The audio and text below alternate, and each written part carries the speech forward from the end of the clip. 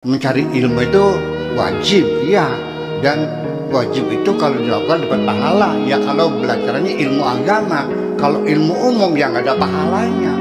Ini termasuk salah satu hal yang menghambat kemajuan kita, munculnya paradigma yang kontraproduktif.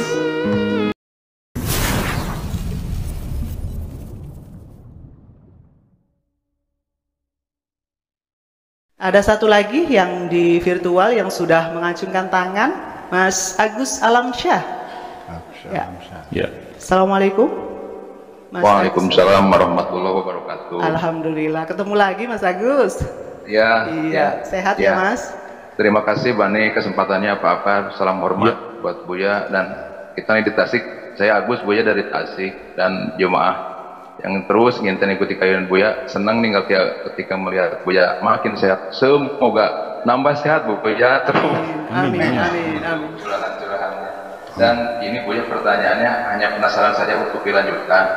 Tadi ada pertanyaan dari Mbak Ani yang ngebahas sedikit soal ketertinggalan kita di umat Islam. Buya tadi sudah sebegitu luas membuat pengetahuan kita tentang terbuka tentang kehebatan Islam di masa lalu. Nah Buya yang saya jadi penasaran tuh sepertinya kok akan masih lama kita nih umat Islam untuk bisa bangkit ya, masih terjebak poya-poya seperti tadi Buya sampaikan, terjebak di seteru-seteru politik kekuasaan di masing-masing negara. Saya merasa sepertinya kita ini masih lama, baru cadang pinggan yang menyuarakan kegiatan berpikir seperti masih lama gitu enggak ya Buya ya, atau kita nih masih ada harapan, saya masih belum kita lihat penggelora kebebasan berpikir, pembangun kecerdasan, termasuk juga nih Buya, kayaknya masih lama nih mendobrak mitos-mitos umat Islam yang akhirnya jadi umat Islam yang unggul. Barangkali itu aja pertanyaannya Buya. Kita hanya ingin lanjutan bahasa nih sedikit tentang kebangkitan kita yang mudah-mudahan tercapai. Assalamualaikum warahmatullahi wabarakatuh. Waalaikumsalam. Baik, biarkan gambarnya tetap jangan dirubah biar gambarnya kelihatan. Gambarnya jangan. Interaksi kita dapat saya rasakan seolah-olah kita berhadapan langsung. Jadi bukan hanya sekedar mitos-mitos yang muncul di tengah pemikiran-pemikiran umat Islam, tetapi juga muncul paradigma-paradigma yang kontraproduktif terhadap kemajuan Islam sendiri, yaitu membelah ilmu. Yang tadi saya katakan, bagaimanapun kalau kita ingin menjadi teladan orang lain, buktikan dengan keunggulanmu di bidang ilmu pengetahuan, teknologi, ya dong. Nah sekarang boro-boro itu malah yang muncul paradigma-paradigma yang membuat hambatan bagi kemajuan kita, yaitu paradigma adanya pembelahan ilmu menjadi ilmu agama dan ilmu umum. Dan lalu kita meyakininya kalau cari ilmu, talabul ilmi faridotun, itu ilmu agama. Mencari ilmu itu wajib, ya, dan wajib itu kalau dilakukan dapat pahala. Ya kalau belajarnya ilmu agama, kalau ilmu umum yang ada pahalanya. Ini termasuk salah satu hal yang menghambat kemajuan kita, munculnya paradigma yang kontraproduktif. Iya, perilaku kita bukan ucapan jempol. Umat Islam membelah ilmu menjadi ilmu agama dan ilmu umum, itu kita merasa rugi sekali. Sehingga umat Islam tidak terdorong untuk belajar matematika, belajar fisika, karena nggak ada pahalanya. Kita saja bagi zakat sama guru-guru.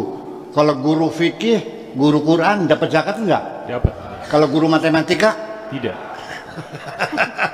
Anda ngasih uang zakat nggak sama guru-guru matematika? Enggak. Sama guru bahasa Indonesia kasih zakat nggak? Enggak. Kalau guru bahasa Arab? Dapat. Iya. Ya itulah kira-kira. Jadi sehingga akhirnya Islam ya mundur, karena juga akhirnya kita terdorong anak itu hanya untuk belajar ngaji ilmu agama saja, ilmu umum nggak wajib. Padahal nyatanya tidak ada beda. Ilmu itu tidak ada dikotomi ilmu agama, ilmu umum. Ya ilmu sebenarnya ilmunya Allah. Ketika Kanjeng Nabi Muhammad mengatakan tolabul ilmi faridotun, mencari ilmu itu hukumnya wajib, harus. Sebelum disuruh sholat, sebelum disuruh naik haji, sebelum disuruh puasa, sebelum kewajiban-kewajiban agama yang lain, pertama-tama yang diwajibkan adalah mencari ilmu. Betul nggak?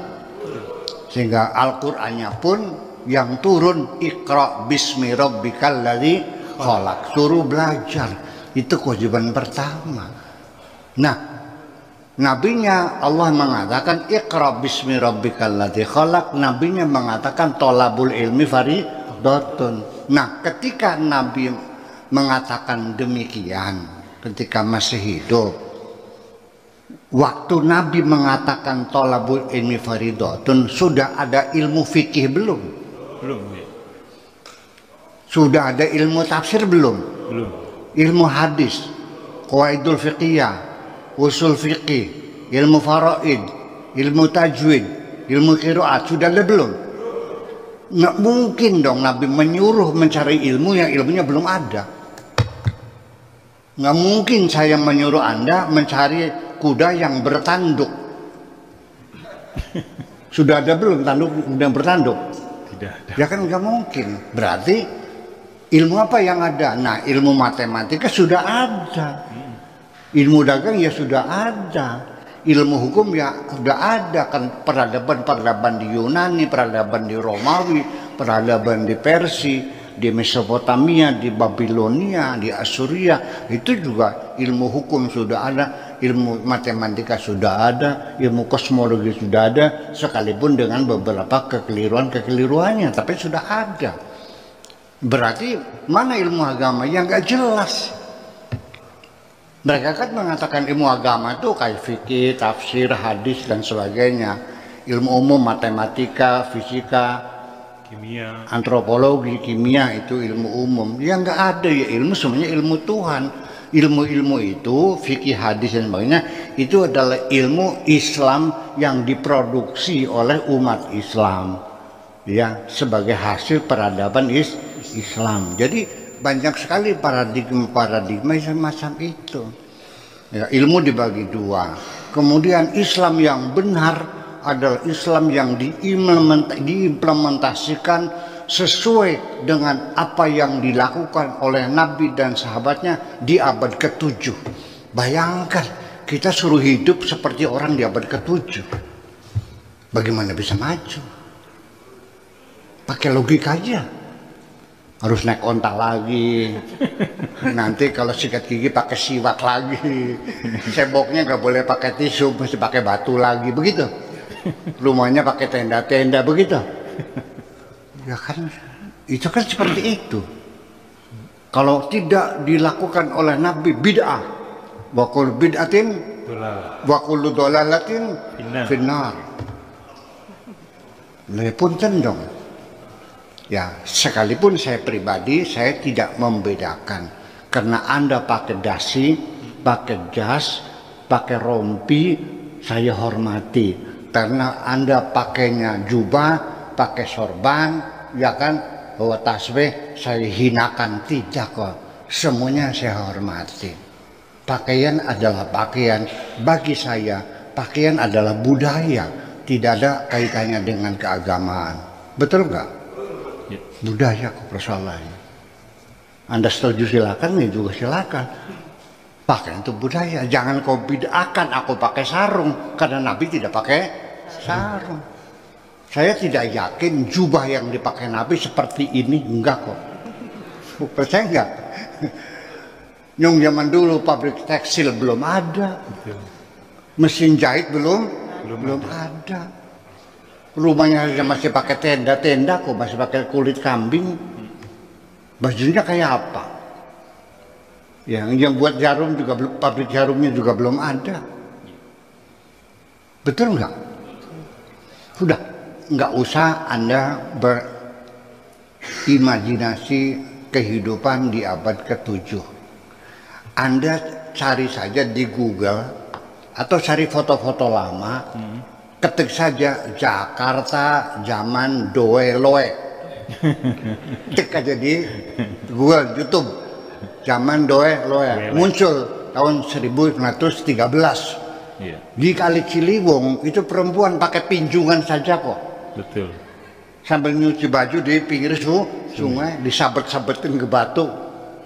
Orang dagang makanan, pak dagangan bakso itu nggak pakai baju, hanya pakai celana hitam sampai lutut. Betul nggak? Betul. Kumuh nggak? Itu tahun 1913, apalagi tahun 651.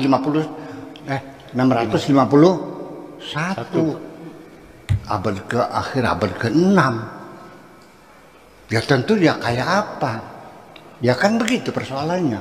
Lalu kita ingin hidup mengimplementasikan apapun yang dilakukan oleh Nabi dan sahabatnya, ya apa adanya. Nah ini yang menyebabkan jadi kita tidak maju. Orang berganti pakaian. Sekarang saya mau bertanya, ketika Anda melakukan sholat 5 waktu, 5 waktu, nggak pernah tinggal.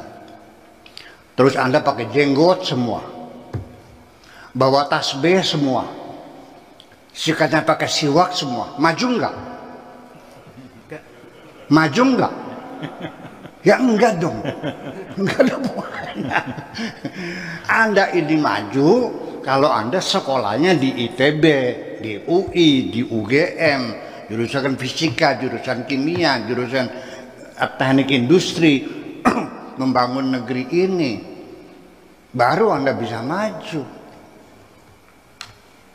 Dan juga belajar ilmu hukum, dan juga ada sebagian anak-anak kita yang belajar Islamologi supaya paham tentang Islam. Ya kan seperti itu.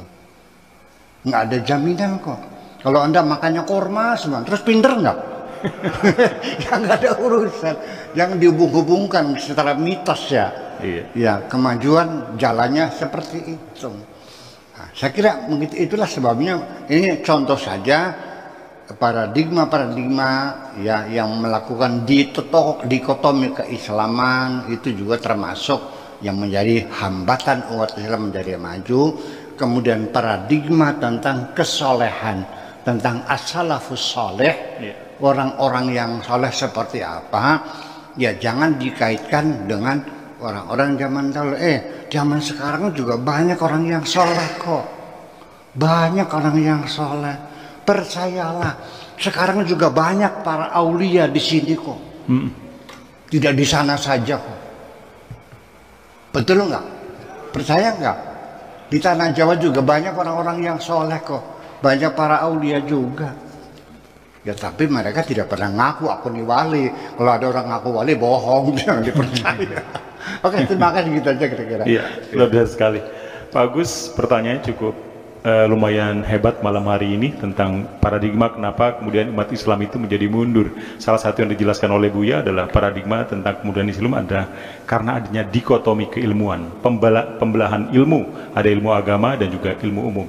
Nah seharusnya kita sudah harus meleburkan paradigma itu menjadi satu ilmu hanya milik Allah saja.